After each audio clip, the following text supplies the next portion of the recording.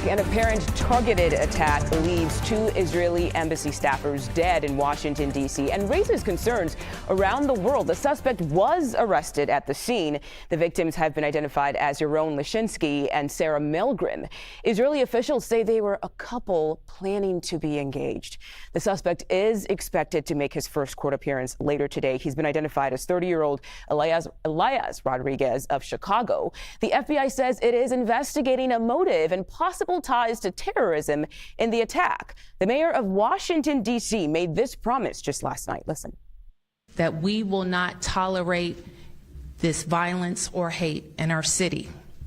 We will not tolerate any acts of terrorism.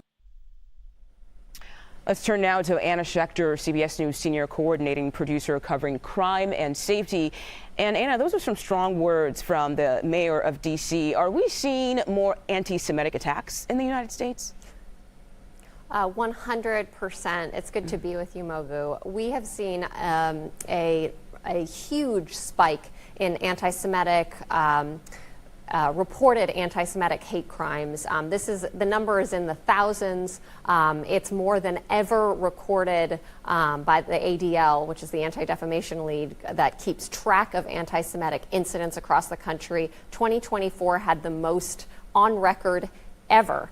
And increasingly what they're seeing is the attacks are related to geopolitics. So they're against Israel and Zionism. And that's what we saw last night. And the Israeli officials that I talked to, they are concerned that people watching TikTok and getting their news, from social media could be influenced and this is really the worst case scenario to carry out an attack like this. This is really the first very high-profile shooting like this since the start of the Israel-Hamas war. But let's not forget that back in Pittsburgh and in Southern California, there were mass casualty events, individuals who were carrying out an anti-Semitic hate crime, shooting and killing multiple people at synagogues. And those were in the years preceding the Israel-Hamas war that, of course, broke out after the October 7th attack by Hamas on Israel that killed more than 1,200.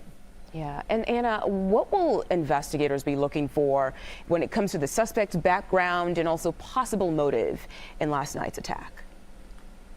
Well, this is a 30-year-old man from Chicago. The FBI is going through his home right now. They've obtained search warrants. They're going to be pulling all of his electronics. They're going to be reviewing social media posts, online interactions, communications via text messages, WhatsApp, emails, all of that. They're going to be interviewing people close to him to see if anyone knew that he was planning to carry out the attack. And of course, they're going to be looking for any potential accomplices. At this time, we have no evidence of that. And just the nature of the attack, it was so bizarre how he so casually just walked up to the 4 individuals leaving the Jewish museum there and opened fire, killing 2 of them, and then entered the museum. And people inside were actually comforting him, thinking that he was just someone worried about the gunshots that they heard outside. It's just an extraordinary set of events that occurred late last night. And as you mentioned in the intro, this young couple that were set to be engaged next week, they were just a few days from a flight to Israel to visit the young man's family where he planned to propose, according to the family.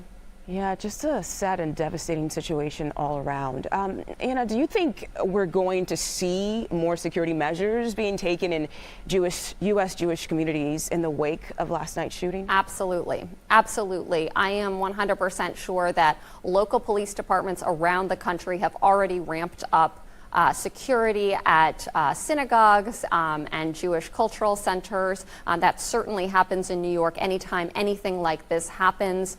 There's a real communication between the federal law enforcement and these local law enforcement agencies, especially in the big cities like New York, Washington, D.C., Chicago, Los Angeles as well. But certainly people are going to be on more high alert. They're worried about copycats, and that can happen. It has happened in the past, so that's law enforcement's chief concern right now.